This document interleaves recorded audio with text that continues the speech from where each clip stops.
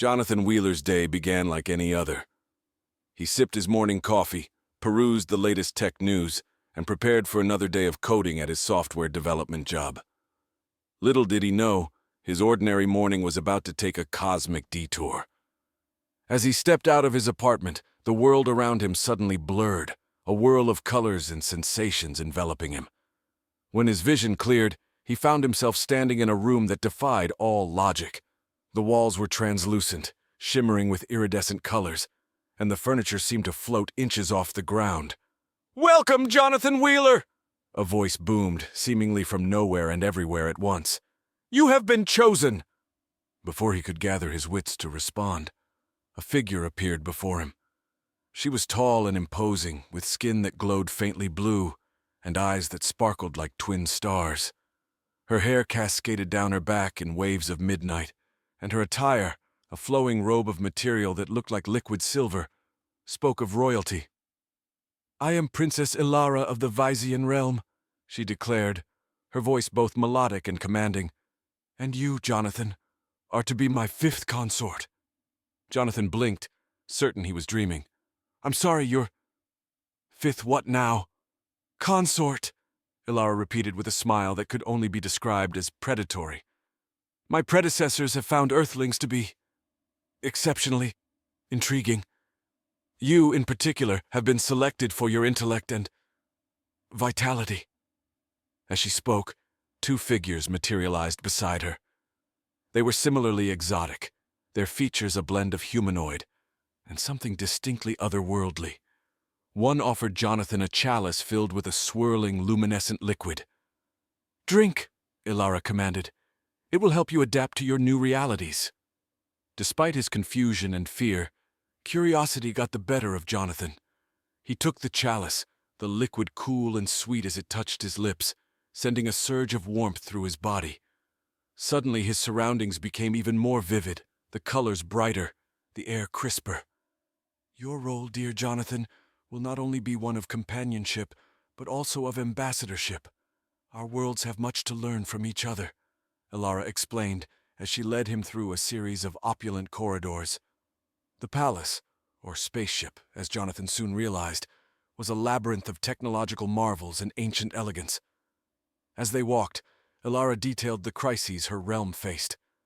From political intrigue to ecological disasters, it was clear her world was on the brink of major upheaval. Jonathan's role, it seemed, was to be more than just a consort. He was to be a bridge between worlds, his earthly perspective invaluable in the universal challenges they faced. "You will find that life here is not without its pleasures," Ilara said, a mysterious twinkle in her eye. "Each of my consorts is chosen for their unique abilities and appetites. You will join their ranks, learn their ways, and I believe, teach us a few of your own." Jonathan, still processing his abduction and sudden elevation to interstellar consort, could only nod.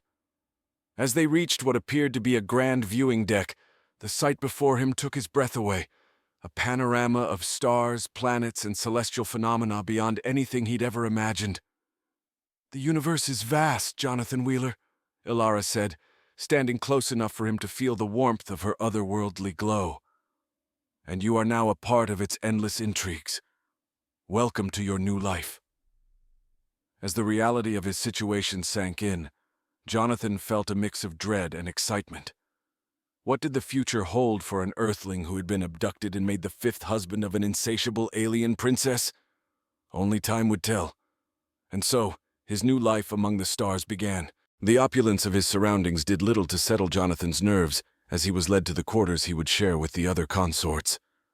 The door slid open with a whisper, revealing an expanse that looked out upon a starlit garden floating in the void. Within, 4 other figures turned to appraise him, their expressions ranging from curiosity to amusement. First to approach him was Zir, whose skin shimmered with a metallic sheen, eyes wide and bright, radiating an intelligence that seemed almost palpable. "Jonathan, is it? We've been expecting you. Each of us was as bewildered as you when we first arrived. You'll adjust, or so we all hope."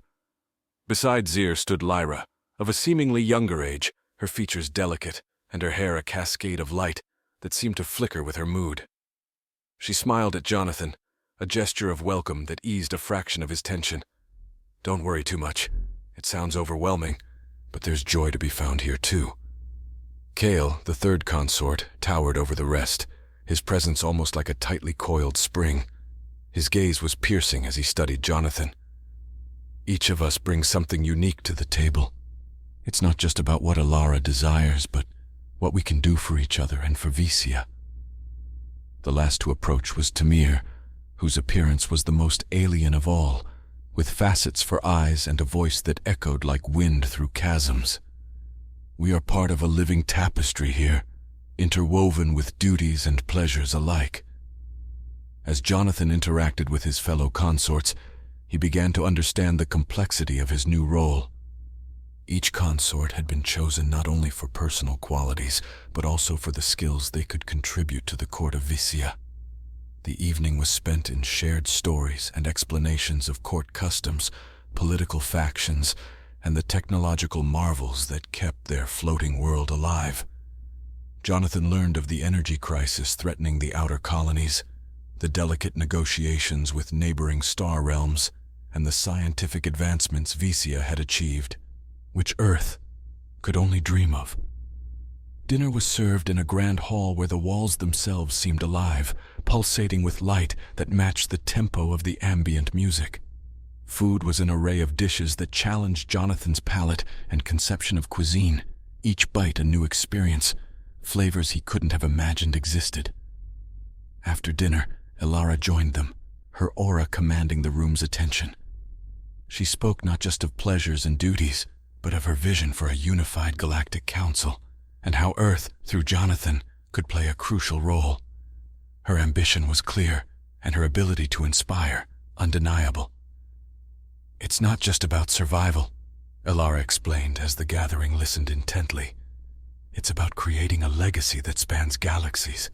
Jonathan, your world has potential, untapped and ripe for collaboration. Together, we can forge a future where all species thrive." As the night progressed, Jonathan found himself drawn into the dynamics of this alien court. The interplay of power, the subtle negotiations of favor, and the unspoken bonds between the consorts, all these added layers to his understanding of what it meant to be a part of this strange new world. By the time he retired to his chamber, the stars outside no longer seemed so cold and distant. A part of him began to resonate with Alara's vision, intrigued by the possibilities that lay in the mingling of Earth and Vicia. As he lay in bed, the universe outside didn't seem vast and daunting, but filled with potential.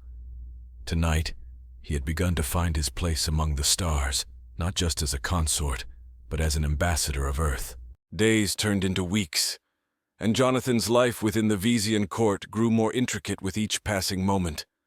He spent his mornings in discussions with the other consorts, planning strategies to address the ecological and political issues facing their realms.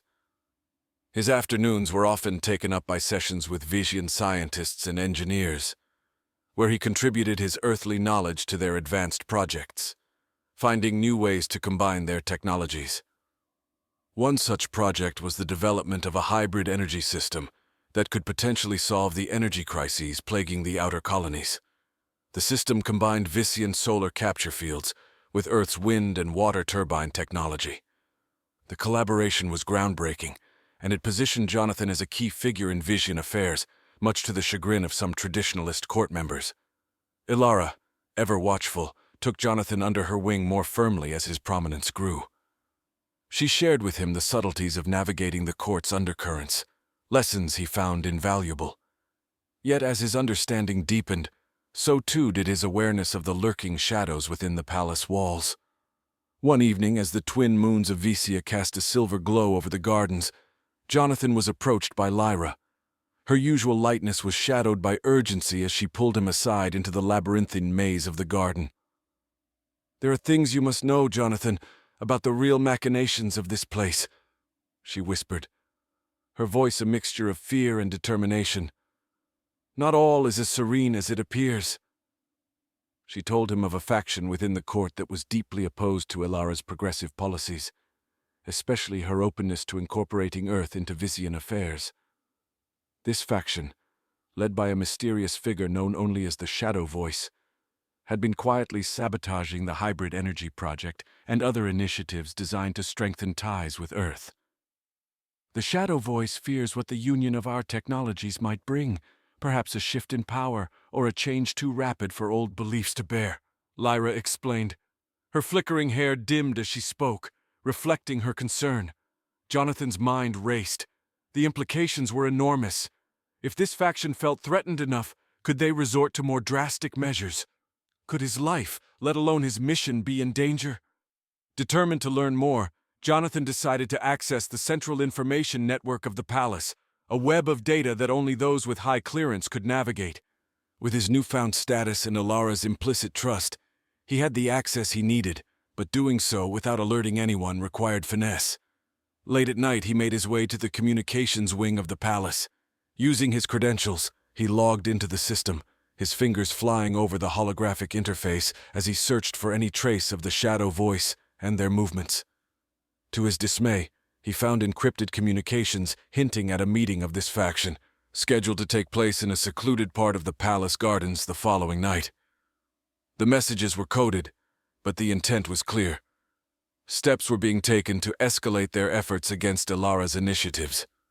Jonathan knew he had to act.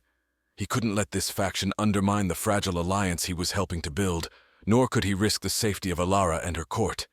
He needed allies, and he needed them quickly. Returning to his quarters, he pondered his next move.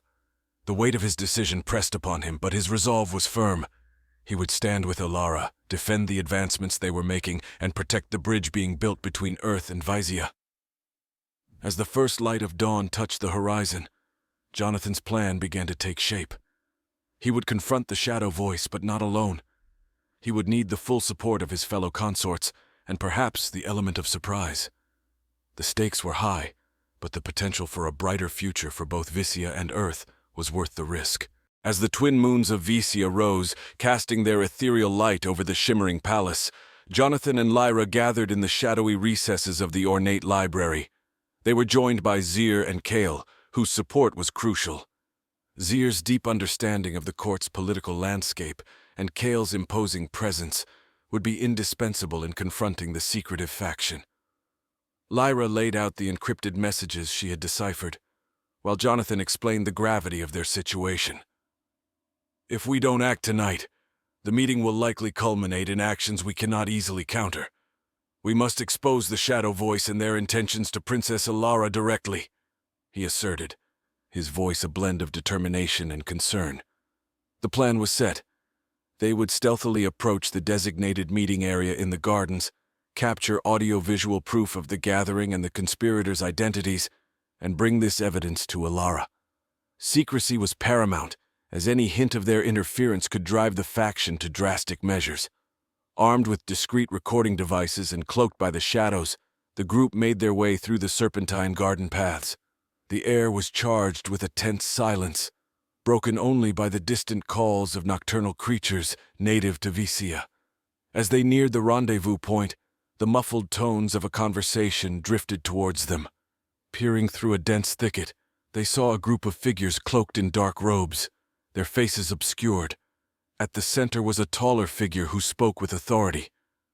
This had to be the Shadow Voice. Jonathan activated his recording device, capturing the words flowing with chilling clarity. "We must accelerate our plans," the Shadow Voice intoned. "The integration of Earth technology threatens to dilute the purity of Vysian heritage. We cannot allow these changes to continue unchallenged." A wave of murmurs of agreement swept through the group, emboldening the speaker. "Tonight we finalize the sabotage of the energy project. Once it fails, the princess will have to reconsider her stance on Earth and its technologies." Before Jonathan could record more, a rustling from their hiding spot betrayed their presence. Instantly, the group in the clearing turned, their eyes searching the shadows. "Who's there? Show yourself!" demanded the Shadow Voice. With no other choice, Jonathan stepped forward, followed by his allies. The reaction was immediate and aggressive. The conspirators drew energy weapons, the air crackling with the threat of violence. Kale stepped forward, his voice booming. "We have recorded your treason. The princess will hear of this. Lay down your arms. A tense standoff ensued. It was Zur who broke the deadlock, stepping closer to the conspirators. Think of Vicia, not just of tradition. What we build with Earth can save our world, not destroy it. Amidst the tense air, a soft but firm voice echoed through the garden.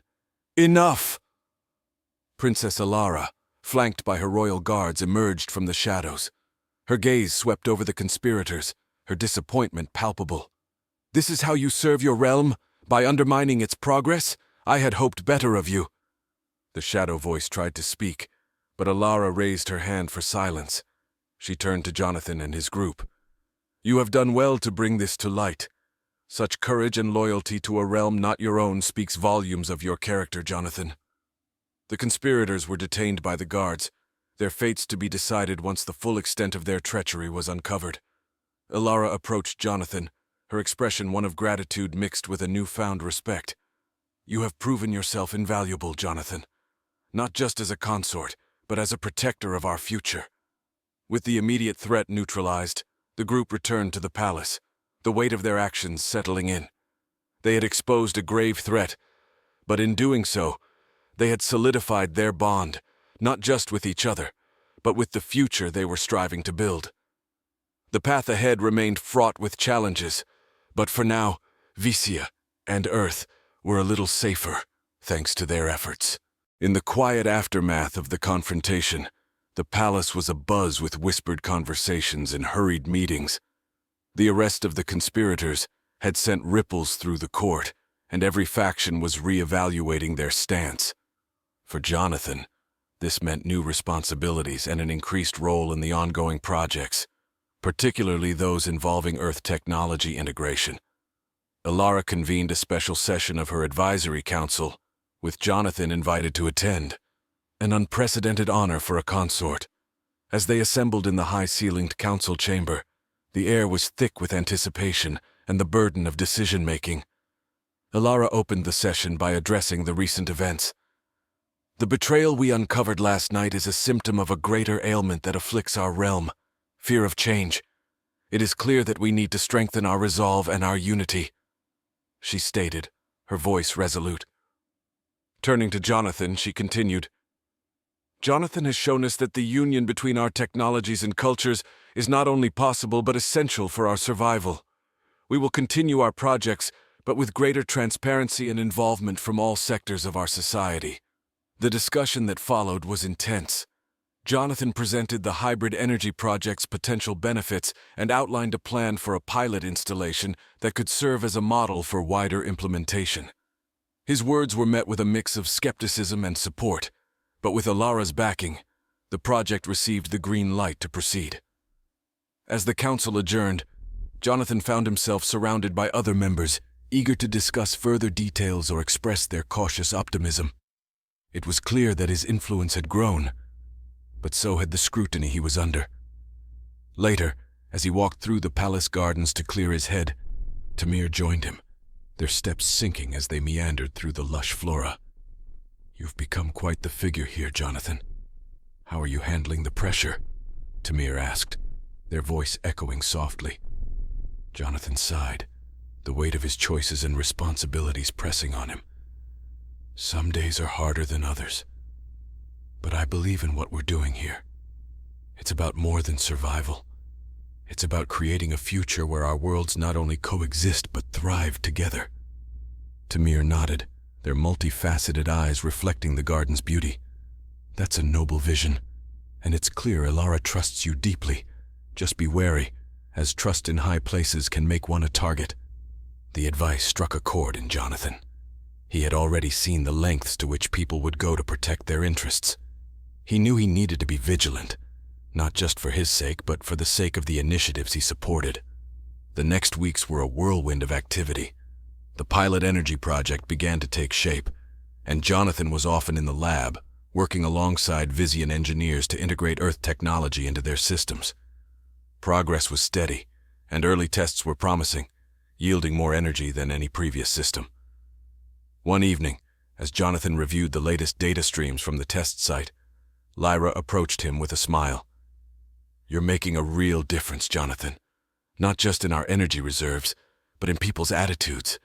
They're starting to believe that this partnership could work. Her words lifted his spirits, giving him a renewed sense of purpose. Thanks, Lyra. It's good to know we're moving in the right direction. There's still a lot to do, but I believe we're on the right path. As they stood together watching the twin moons rise, the challenges ahead seemed less daunting. Jonathan knew that the road to full integration of Earth and Visian technologies and cultures would be long and filled with obstacles, but he also knew that every step forward was a step toward a shared and prosperous future. In this alien world that was slowly becoming his home, he was ready to face whatever came next, armed with the knowledge that change, though fraught with difficulties, brought with it new horizons to explore. The successful implementation of the pilot energy project marked a significant milestone in Visian history, and Jonathan's role in it had not gone unnoticed. Celebrations were planned, and there was a palpable sense of optimism in the air. Yet beneath the surface, the currents of political maneuvering and power shifts continued to flow. On the eve of the celebration, Ilara summoned Jonathan to her private observatory, a place where they had often discussed plans and strategies. The room was bathed in the soft light of distant stars, the galaxy itself a tapestry of infinite possibilities. Jonathan, your contributions have exceeded even my own expectations, Ilara began, her gaze fixed on the swirling cosmos displayed before them. You've helped bridge not only technological gaps but cultural ones as well. The Council is considering extending an offer for you to become a permanent ambassador for Earth here on Visia. The offer took Jonathan by surprise, a mix of honor and responsibility washing over him. That's a significant role, Ilara. I'm honored, truly. It seems my accidental arrival here wasn't so accidental after all. Ilara smiled, a rare glimpse of warmth breaking through her typically composed exterior. Perhaps the universe aligns us with our fates in ways we cannot always understand. As they spoke, a message arrived, its urgent tone cutting through the tranquility of the observatory. Ilara scanned the contents, her expression turning grave. It seems our work is far from over. The energy project, while successful, has attracted attention, not all of which is friendly. There are factions outside our borders who view our advancements as a threat. Jonathan knew the path to progress was never without its adversaries. What's our next move? We strengthen our alliances. Tomorrow, during the celebrations, we will not only revel in our success, but also solidify our relations with allied realms. I want you to be part of these discussions, Jonathan. Your voice has become vital to our cause. The following day, as the celebrations unfolded with all the splendor one would expect of a Visian festivity, Jonathan found himself at the center of crucial diplomatic meetings. Leaders from various allied realms were present, each with their own interests and concerns about the shifting power dynamics influenced by the new energy sources. Throughout these discussions, Jonathan used his newfound position to advocate for a coalition of realms that could defend against any external threats and promote peace through shared resources and knowledge. The idea was met with interest and caution, but as the talks progressed, consensus began to build. As night fell, the celebrations reached their peak, with fireworks lighting up the sky, their brilliant colors reflecting off the sleek surfaces of the city below. Jonathan stood beside Ilara, watching the spectacle. "It feels like we're on the brink of something transformative," he remarked, the sky ablaze with light. Ilara nodded. "Yes, and there will be challenges, but I believe we are ready to meet them. With you at our side, I have no doubt that the best path forward is within our grasp." As the fireworks continued to paint the night sky, Jonathan thought about his journey from Earth to Visia. From a simple software developer to a key figure in interstellar diplomacy, the road had been unexpected and fraught with dangers. But it had led to a moment of potential great change. Not just for one world, but for many. In the end, as the last of the fireworks faded into the darkness, Jonathan felt a deep sense of purpose. Here, among the stars, he had found a new home, a new mission, and a new horizon to explore. With allies by his side and a future filled with possibilities, he was ready to continue his work, bridging worlds and fostering peace across the galaxy.